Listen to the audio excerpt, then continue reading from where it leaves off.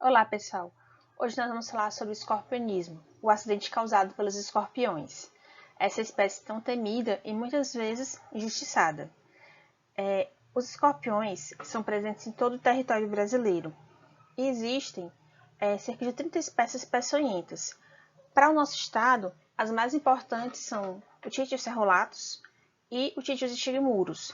Esse que vocês veem aqui na foto é o Titius cerulatus, que é mais comum no nosso estado e é um dos escorpiões mais venenosos em que há registro de acidentes com humanos.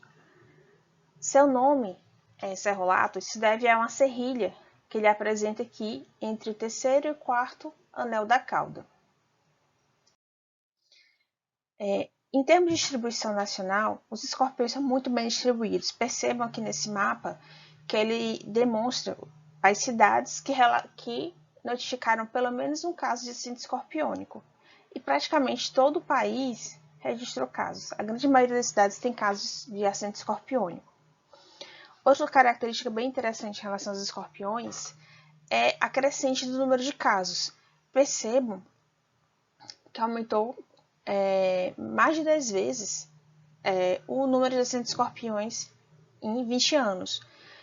Nos anos 2000, apenas 12 mil casos foram notificados e você percebe uma crescente contínua, né? E nos anos 2019, mais de 170 mil casos foram notificados de acidentes escorpiônicos no país. E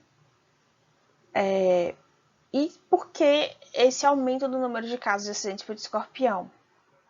Os principais fatores associados a esse aumento é justamente a destruição do meio ambiente, do habitat natural deles, e, por consequência, a destruição dos seus predadores naturais. Os predadores naturais do escorpião, muitas vezes, são pequenos mamíferos que habitam essas matas que são destruídas para dar ambiente a novos condomínios residenciais, a novas fábricas, a expansão das cidades. E com isso, sem os predadores naturais, esses escorpiões que conseguem se adaptar bem à vida dentro das residências com os humanos, conseguem proliferar de forma bastante rápida. E eles são seres bastante resistentes e muito inteligentes também.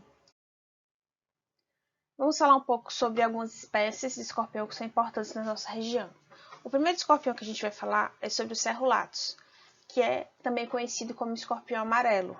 Ele é um dos mais peçonhentos do nosso país e ele está presente em praticamente toda a região nordeste, na região centro-oeste, sul e sudeste. E ele é um dos que tem maior mortalidade se o indivíduo que sofreu um acidente com ele não for atendido em tempo hábil e adequadamente. Ele se reproduz por partenogênese. Isso é importante para a manutenção da espécie porque ele não tem a necessidade da fecundação para poder ter ovos e que vão gerar novos pequenos escorpiões. Aqui vocês podem vê-lo mais de perto, né? Ele tem esse dorso todo amarronzado e as pernas mais claras. Aqui você tem as pinças, onde eles apreendem suas presas.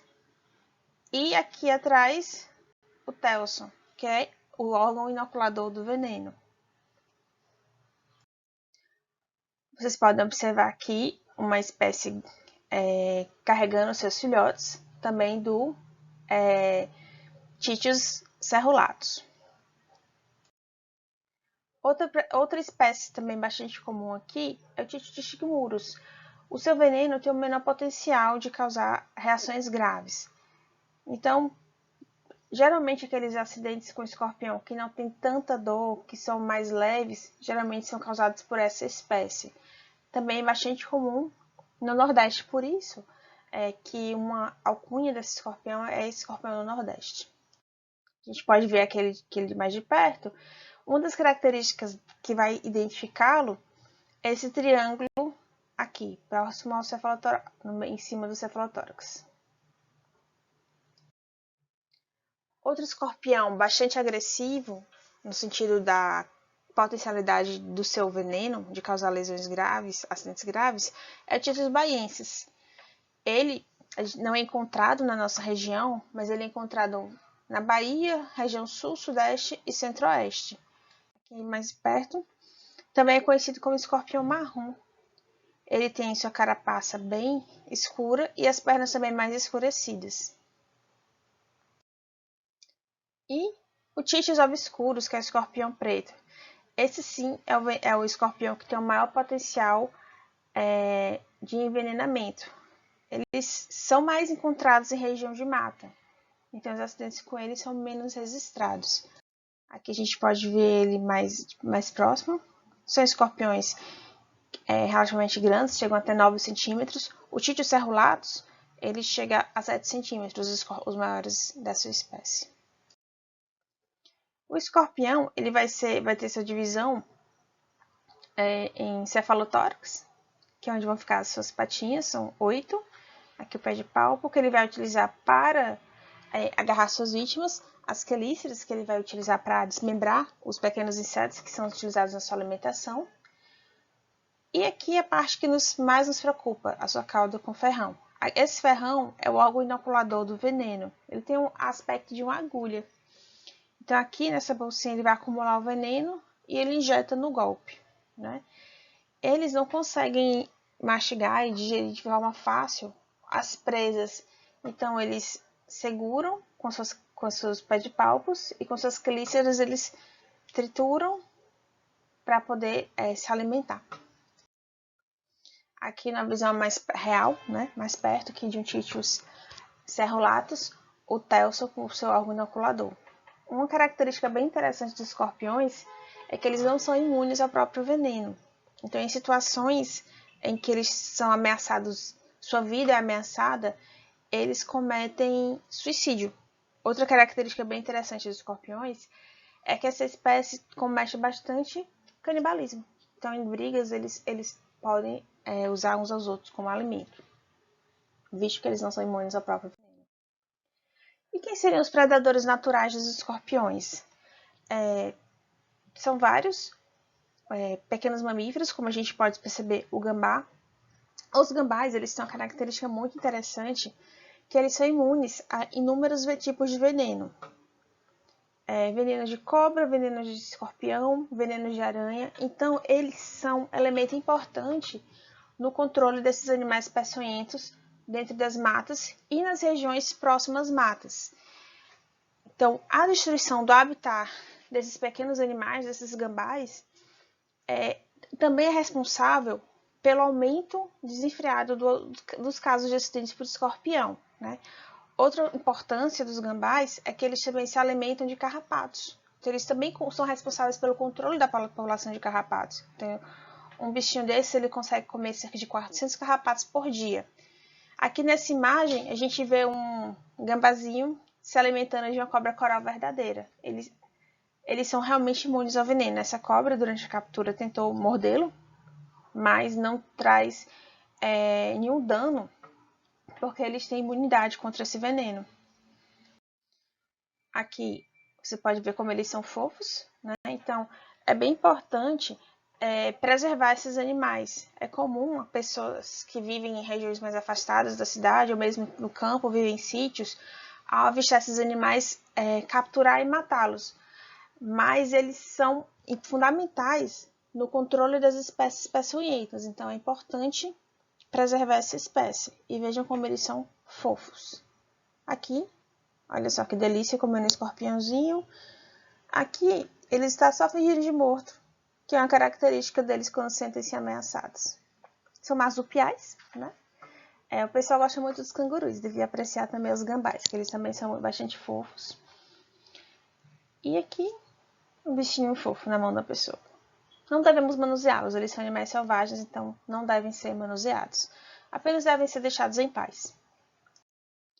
Há outros animais que se alimentam dos escorpiões, são os suricatos, não são presentes na nossa região, mas também são importantes no controle em outros países. Galinhas, principalmente galinhas da Angola. Elas também têm um papel importante no controle desses animais, inclusive eles conseguem se alimentar de cobra, que você percebam nessa cena bastante interessante, uma cobra encurralada por um bando de galinhas. Os sapos cururus, as pessoas têm medo deles, né? Inclusive, sapos cururus, eles são uma espécie ameaçada de extinção, justamente pela destruição do hábitat natural deles. Eles também se alimentam dos escorpiões e são responsáveis pelo controle dessa espécie. E do que é que os escorpiões se alimentam? E aí, os escorpiões são importantes na cadeia alimentar? São bastante importantes na cadeia alimentar. Eles se alimentam de barata. Aqui você pode perceber que o escorpião está segurando uma baratinha com seus pedipalpos. E com as suas quelíceras ele está fragmentando a baratinha. Ele se alimenta também de gafanhotos, que a gente reconhece o papel desses gafanhotos como pragas em plantações, né? As cochonilas, quem cuida de plantinhas em casa sabe que de vez em quando aparecem esses pequenos insetos que destroem as plantas. Os escorpiões também se alimentam deles. E grilos. Isso é bem importante porque os escorpiões eles vão se aproximar dos ambientes onde eles conseguem ter alimentação farta. Por isso que é sempre muito comum encontrar escorpiões em caixas de esgoto, porque você vai encontrar muita barata nesses locais. Em casas onde você não tem muita higiene, onde as pessoas deixam restos de comidas expostas, aqui vai atrair baratas, então isso também vai os escorpiões vão entrar na casa para se alimentar dessas baratas. Então é importante manter a higiene dentro de casa para evitar que haja baratas e, por consequência, evitar a presença dos escorpiões. Esses escorpiões vão entrar na casa principalmente por frestas, seja por frecha por baixo da porta, seja por ralos, e eles gostam de ambientes bastante úmidos, então é comum que eles fiquem em entulhos, dentro daqueles baldes, panos que às vezes são largados na área de serviço exposta. Então é importante guardar adequadamente os materiais de higiene. E como é que acontece? Qual o princípio ativo do envenenamento por escorpião? Inclusive, o veneno do escorpião é um dos líquidos mais caros que existem. Custam cerca de 10 mil dólares por cada litro. Né? É bastante difícil também de obter esse veneno. Ele é utilizado para algumas medicações. O veneno do escorpião ele é composto basicamente de proteínas de baixo peso molecular. E essas proteínas, elas têm a capacidade de provocar a despolarização das membranas de músculos e nervos, tanto sensitivos quanto motores, quanto do sistema nervoso autônomo. Vocês vão ver aqui, eles vão atuar tanto no receptor 3 quanto no 4, que são a alfa-toxina do escorpião e a beta-toxina também do escorpião, que vai atuar nos sítios 3 e 4. Com essa despolarização, vai levar à liberação maciça de neurotransmissores, adrenalina e acetilcolina, que vai causar a dor bastante intensa, e os sintomas desautonômicos. Então, o veneno do escorpião vai alterar os canais de sódio. Há estudos mais recentes que indicam que também há alteração dos canais de potássio, mas ele não foi bem identificado. Então, o que é bem estabelecido realmente é a despolarização dos canais de sódio. Então, você vai ter a despolarização das terminações nervosas pós-ganglionares, liberando catecolaminas e acetilcolina, com efeitos simpáticos ou parasimpáticos. É uma surpresa. Veja como ele é fofo. Esse aqui é o cerulatus. E qual é o quadro clínico desses acidentes com o escorpião? O principal vai ser a dor. A dor está presente em praticamente todos os indivíduos, em maior ou menor intensidade, mas a picada do escorpião é quase sempre muito, muito dolorosa. Eventualmente, você vai ter menos dor na picada se por acaso esse escorpião tiver uma pouca quantidade de veneno no seu telson. Porque se ele tem pouco veneno, ele vai inocular pouco veneno e o sintoma vai ser mais leve. Depende também da espécie. Lembrando, o cerulatus o que tem um veneno mais potencialmente agressivo para o homem, então os acidentes com ele vão ter a tendência a serem mais dolorosos, com sintomas mais importantes. Titis fasciolatus tem menos veneno e o Botriurus argusii tem menos ainda. Então, muitas vezes, quando o indivíduo sofre um acidente ou picada de escorpião, se queixa de pouca dor, quase não está sentindo nada, muitas vezes é esse escorpiãozinho aqui que foi o causador do acidente, porque o veneno dele é menos agressivo. Então, além da dor, que vai ser caracterizada como ardor, queimação, agulhada, é muito intensa a dor. Outra característica da dor é a irradiação. Então, geralmente, quando ela ocorre, a picada ocorre em alguma extremidade, essa dor irradia por todo o membro afetado. E alguns indivíduos vão experimentar tanto a hiperestesia quanto parestesia. De uma maneira geral, a picada de escorpião não deixa nenhuma marca. Às vezes é inclusive difícil de localizar o local exato, identificar o local exato da picada, porque simplesmente não tem marca nenhuma. Eventualmente, a gente pode encontrar hiperemia, edema bastante leve, sudorese no local da picada, por conta da desautonomia, e piloração, se for região de pelos. Um detalhe importante, muitas das pessoas que chegam ao serviço de saúde após uma picada de escorpião que apresentam marcas no local da lesão, essas marcas são provocadas por alguma tentativa do indivíduo de diminuir a dor, como por exemplo, compressas geladas. Então o pessoal bota gelo direto na pele, o que provoca uma queimadura fria. Então o paciente chega com a pele ligeiramente macerada pela compressa do gelo, que vai derretendo, não é mesmo? E bastante vermelha, às vezes hiperemiada também. É comum também colocarem diversos temperos.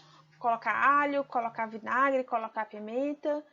E dependendo do quanto de alho coloque, às vezes coloca o alho macerado e faz como um emplastro, pode causar também queimadura na pele, né?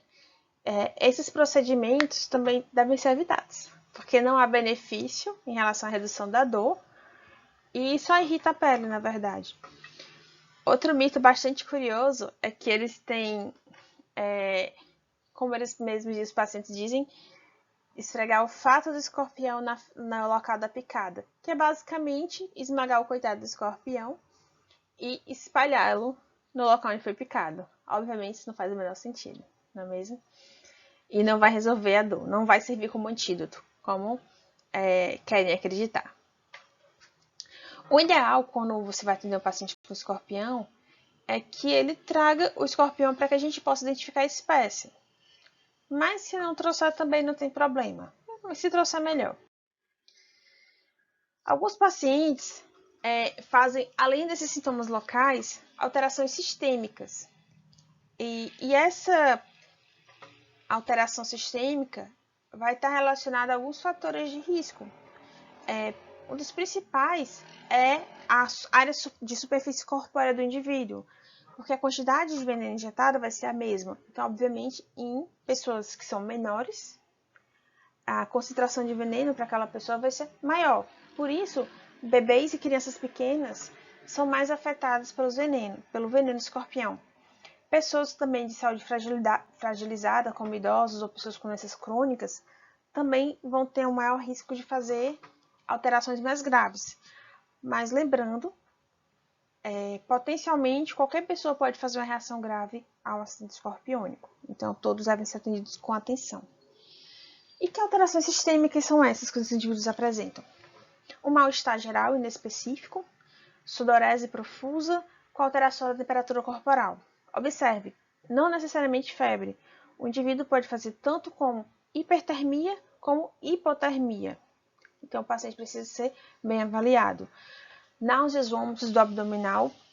Esses sintomas de náusea e vômitos, eles são marcadores essenciais para indicar a terapia com o antídoto.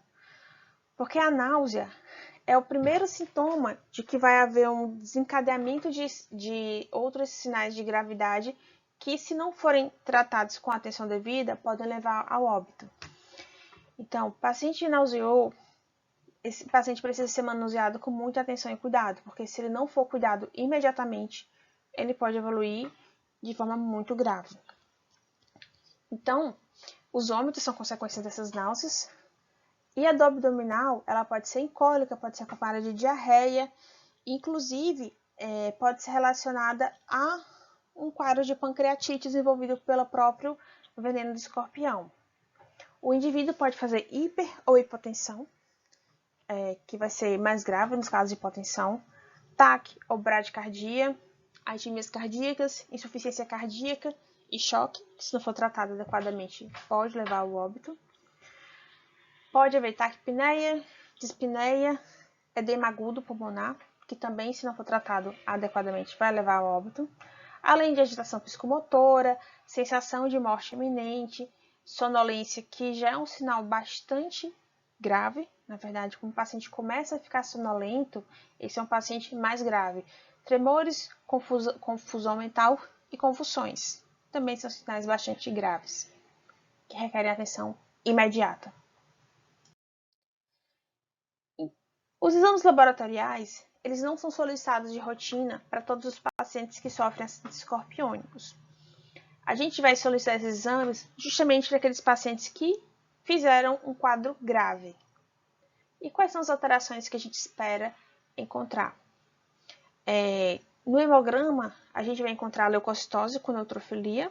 É comum isso acontecer por conta da ação do veneno. Ele não precisa de antibiótico. É o veneno que faz isso. Você vai encontrar também hiperglicemia por conta da ação do veneno, hiperamilasemia, acidose metabólica, elevação da CKMB e troponina 1. É importante nesses pacientes que evoluem com quadro mais grave solicitar um eletro, por conta do risco de arritmia que eles apresentam. Então é comum taquicardia sinusal, alteração de onda T e do segmento ST. Nos casos mais graves, que evoluem com ICC, você vai flagrar pelo raio-x o aumento da área cardíaca. E se naquele momento você conseguir realizar um cardiograma, você vai perceber uma diminuição do empenho sistólico do ventrículo esquerdo, de maneira global, com graus variáveis de hipocinesia e regurgitação mitral. Uma característica bem interessante de todos esses achados é que eles vão durar por, no máximo, 48 horas. Se o paciente sobreviver essas 48 horas, ele vai conseguir escapar sem nenhuma sequela. Ou seja, o importante é que ele seja tratado adequadamente na fase aguda dos sintomas. E quais são os tratamentos? A gente vai classificar como leve, moderado ou grave. Então, para aqueles pacientes que apresentam apenas sintomas locais, a dor intensa, com irradiação para o membro, com hiperemia, com sudorese no local, que são sintomas locais, a gente vai tratar com compressa morna e analgésico, se a dor for tolerável, se for uma dor leve. E, se for uma dor intensa, a gente vai utilizar o bloqueio anestésico com xilocaína a 2% sem vasoconstrictor. A lidocaína ela tem um bloqueio de iniciação e da condução dos impulsos nervosos, mediante a diminuição da permeabilidade da membrana neuronal aos íons de sódio, que é justamente o efeito oposto do mecanismo de ação do veneno. Então, ela, em nível local, ela praticamente vai funcionar como um antídoto do acidente escorpiônico. Então, para as dores intensas, a gente vai fazer um bloqueio anestésico, que pode ser troncular, quando for nos membros, ou pode ser radial, quando for em outros locais, como o tronco, dorso, abdômen. Além do mais, naqueles pacientes que fazem o bloqueio anestésico, é recomendado que esse paciente continue fazendo uso dos analgésicos, como o dipirona e paracetamol e compressa morna. Um fato bem interessante é que a picada do escorpião, a dor piora se você fizer compressa fria. Ou seja, para aqueles indivíduos que sofrem picada, a gente não deve fazer compressa fria, porque a dor vai piorar e piora muito. O que é que acontece? É comum, existe uma crença de que a compressa fria vai ser melhor para as dores agudas, e de fato, para a maioria das dores agudas, a compressa fria é melhor. No entanto, na picada por escorpião, no momento que você coloca a compressa fria, ela promove alguma melhora, mas quando você tira essa compressa, a dor volta muito pior. Então, mesmo nos primeiros momentos do acidente, o ideal é fazer compressa morna, que garante um alívio maior. Então, naqueles pacientes que fazem quadro apenas de dor leve ou moderada, analgésicos como dipirona e paracetamol e compressa morna. E para aqueles pacientes que têm dor intensa, há o bloqueio local com xilocaína.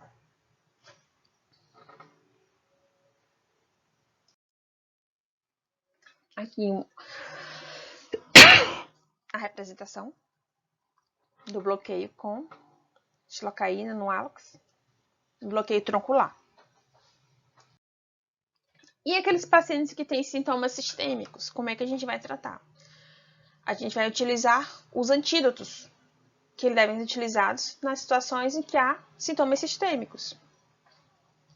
Então, a gente já caracterizou como leve, aqueles que apenas a dor e parestesias locais. Detalhe importante, o corticoide ele não vai ter benefício para aqueles pacientes que sofreram acidentes leves por picada de escorpião. Então, não há motivos nem razão para fazer corticoide para esses pacientes só porque eles estão com dor. A dor não vai melhorar por conta do corticoide. A dor ela não é por um mecanismo inflamatório.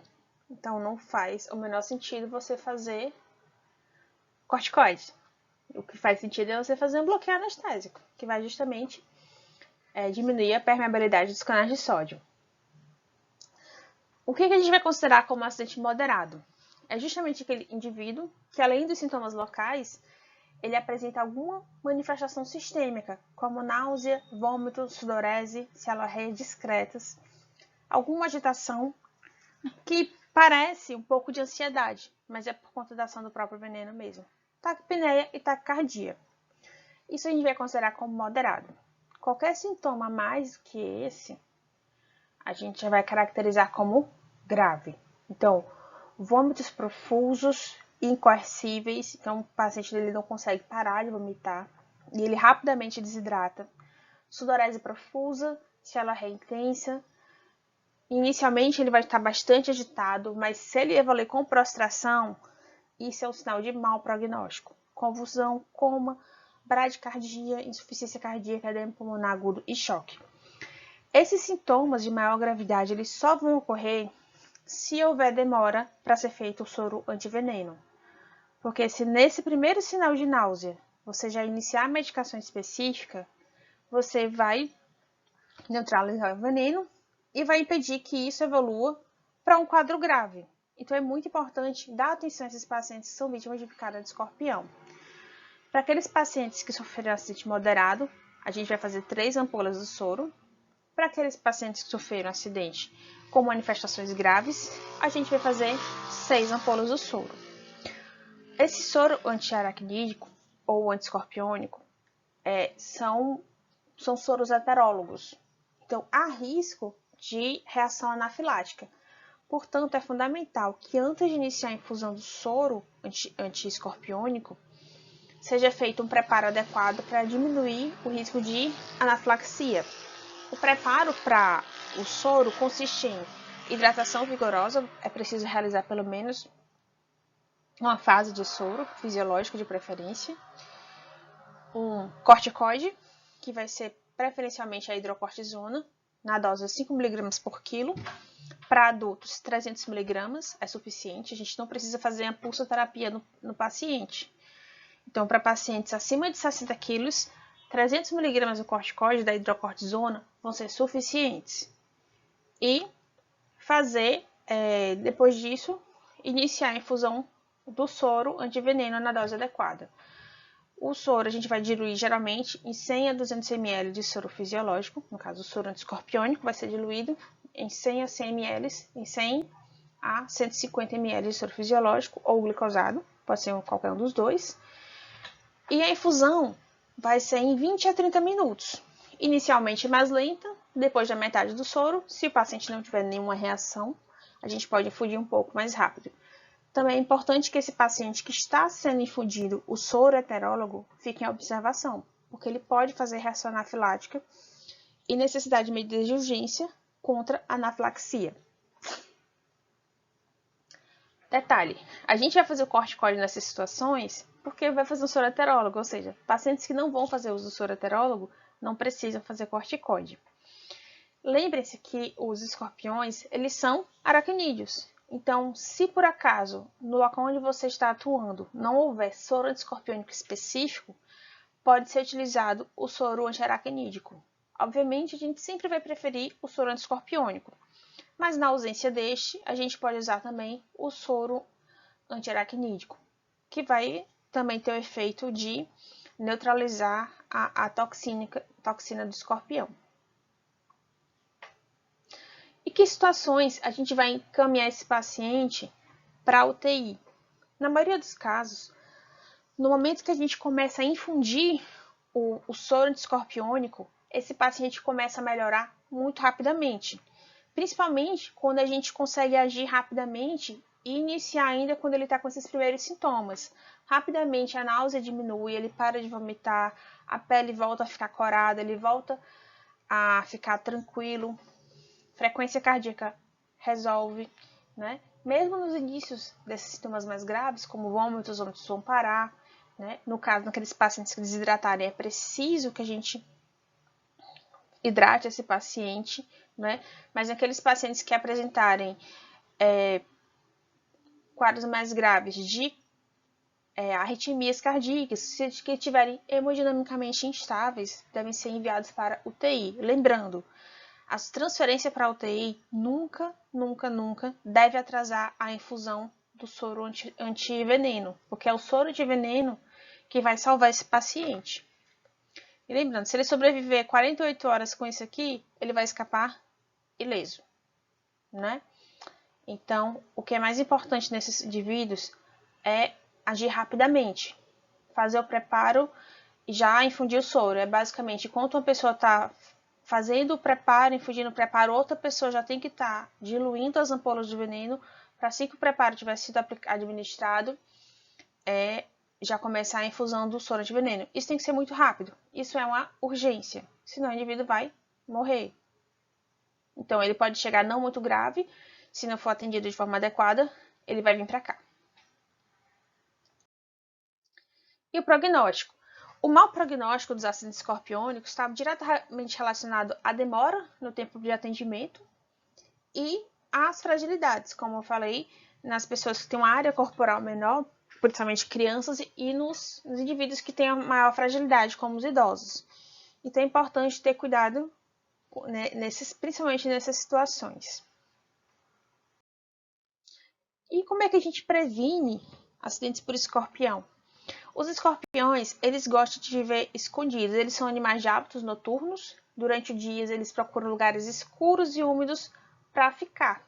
Então, nas proximidades das residências, eles sempre vão buscar uma brecha, um local escuro, um entulho. Então, esses entulhos, próximo desses muros que tem furos, é muito comum terem muitos escorpiões, porque nesses locais não tem apenas escorpiões, tem muitas baratas também. Então tem um localzinho adequado para eles viverem e tem alimento. Então, a prevenção parte da gente eliminar entulhos e sujeiras humanas acumuladas, certo? Então, evitar jogar lixo em terreno baldio é importante. O terreno baldio por si só, ele não vai atrair escorpiões. O que vai levar esses animais a invadir esses terrenos daí para partir para as casas é o acúmulo de lixo humano. Se for um terreno que tem apenas plantas, vai ficar tudo bem. Mas se começarem a colocar lixos humanos nesses terrenos, aí sim vai atrair baratas e escorpiões. Então esses entulhos eles devem ser eliminados. Procurar manter a casa limpa. Então, se a casa tem baratas, elas precisam ser dedetizadas, né? Então, de maneira geral, evitar deixar alimentos expostos ajuda bastante a evitar baratas na residência. E, quando for necessário, fazer dedetização. Lembrando, o veneno que mata as baratas, ele não é capaz de destruir escorpiões. Quando você dedetiza a casa, os escorpiões vão embora simplesmente porque eles não têm mais alimento. Mas o veneno, ele não é diretamente tóxico para o escorpião. Então, e detalhe, os escorpiões são muito inteligentes. Eles, se você colocar veneno no solo, eles conseguem cavar o solo até camadas profundas, onde eles conseguem se esconder até que esse veneno seja lavado do solo. E outra coisa, eles conseguem passar mais de um ano sem se alimentar. Então, eles conseguem escapar do veneno e eles conseguem passar bastante tempo sem alimentos. Então, isso garante. E ainda se reproduzem por partenogênese, então eles são praticamente indestrutíveis. Outro ponto importante é evitar a destruição do hábitat natural dos seus predadores naturais. Então, cada vez mais, áreas de mata são destruídas para abrir estradas, para fazer construção de indústrias, de condomínios, e seus pequenos predadores. Isso aqui, esse bichinho fofo, é uma cuíca. Ela se alimenta principalmente de escorpiões. Você vê a coitada aqui com a carinha triste, numa árvore que começou a ser derrubada. Então, esses pequenos mamíferos, eles estão sendo eliminados. E com isso, os escorpiões cada vez proliferam mais e mais, porque eles estão sem seu predador natural. Então, a destruição de novas áreas de florestas para construções humanas vão levar ao aumento dos acidentes por escorpião. Preservar o meio ambiente sem resíduos humanos é importantíssimo. E deixo aqui para vocês, para finalizar, esta pequena mamãe escorpião com seus filhotinhos fofos. Uma foto direta do Instituto Butantan do governo de São Paulo. Espero que vocês tenham gostado e aprendido um pouco mais. Então, até a próxima!